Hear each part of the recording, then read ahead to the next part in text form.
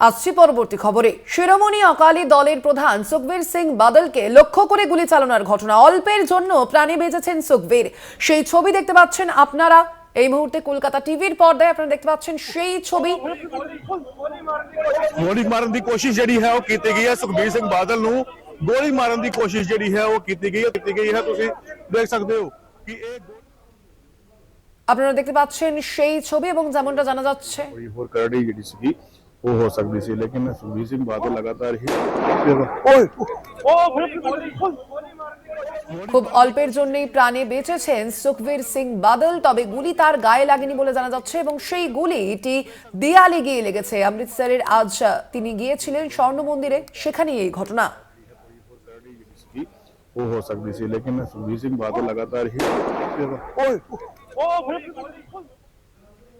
জয়ন্ত চৌধুরী প্রতিনিধি রয়েছেন ফোন লাইনে। জয়ন্তদা, এই বিষয়ে কি জানা যাচ্ছে এখনো পর্যন্ত পুলিশ সূত্রে? কারা এই আততায়ীরা? না, এখন পর্যন্ত সুখবীর সিং বাদল তিনি, আমরা জানি নিশ্চয়ই যে তিনি একটি ধর্মীয় আদেশে তাদের শিখ ধর্মের যে নির্দেশ সেই অনুযায়ী তিনি একটি পাপের প্রায়শ্চিত্ত স্বরূপ তিনি ওই দ্বাররক্ষীর সঙ্গে মানে কাজ করছিলেন স্বর্ণ মন্দিরে। কদিন ধরেই সেখানে তিনি বসছিলেন। তো সেক্ষেত্রে তার সঙ্গে জেড প্লাস সিকিউরিটিও ছিল। কিন্তু আজকে যে ঘটনাটা ঘটেছে সেটা একেবারে অতর্কিতে। এই ভদ্রলোকের নাম, যিনি আততায়ী যাকে গ্রেপ্তার করা হয়েছে ইতিমধ্যে, তার নাম হচ্ছে নারায়ণ সিং চৌড়া। তিনি আজকে নয়, এখন সেটা নিষ্ক্রিয় হয়ে গিয়েছে। খালিস্তান লিবারেশন টাইগার নাম শুনে বোঝা যাচ্ছে একটা জঙ্গি সংগঠন। এই সংগঠনের সঙ্গে যুক্ত ছিলেন। 2004 সালে অস্ত্র আইনে তিনি গ্রেপ্তার হয়েছিলেন। গুরদাসপুরের মানুষ। তারপর তিনি ছাড়া পান 2018 সালে। তারপরেও তিনি বিভিন্ন রকম তার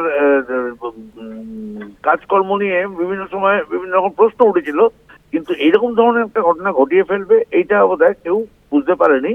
এবং তার বিরুদ্ধে ইতিমধ্যেই বেশ কিছু মামলাও রয়েছে, বকেয়া রয়েছে।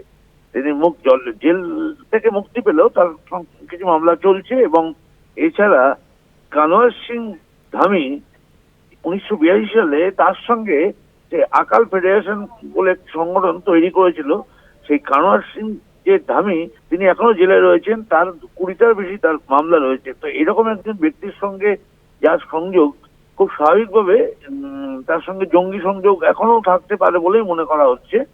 সেরকমই ঘটনা এখন পর্যন্ত সামনে এসছে। তবে তাকে সদ্য গ্রেপ্তার করা হয়েছে। বিস্তারিত কিছু এর থেকে বেশি জানা যায়নি এখনো। ধন্যবাদ তোমায়। আমরা কথা বলছিলাম, ফোন লাইনে ছিলেন প্রতিনিধি জয়ন্ত চৌধুরী। ਉਹ ਕਹਿ ਰਹੇ ਨੇ ਕਿ ਇਹ ਸਜ਼ਾ ਜਿਹੜੀ ਹੈ ਥੋੜੀ ਹੋਰ ਕਰੜੀ ਜਿਹੜੀ ਸੀਗੀ ਉਹ ਹੋ ਸਕਦੀ ਸੀ, ਲੇਕਿਨ ਸੁਖਬੀਰ ਸਿੰਘ ਬਾਦਲ ਲਗਾਤਾਰ ਹੀ